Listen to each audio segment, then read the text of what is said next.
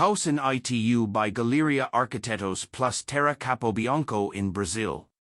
The reform project for a residence located in the Terras de São Jose condominium in ITU was based on the desire of a couple with 2 children to spend more time with friends and family away from the hectic rhythm of São Paulo City. The house acquired by the family had its living area redesigned through a precise and rich intervention, resulting in a spacious, cozy, and sophisticated environment. The layout of the house on the L-shaped plot allows for different situations of use in the surrounding gardens. The pool is located in the central garden, with access to the main level of the house, 6.5 meters above street level.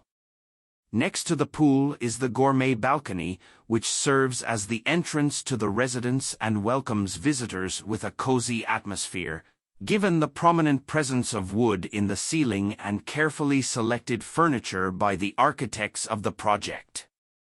The continuity of the wooden ceiling into the interior of the residence marks the axis of the social area of the house, and connects the central garden with the backyard, which is more intimate and houses the jacuzzi and hammock.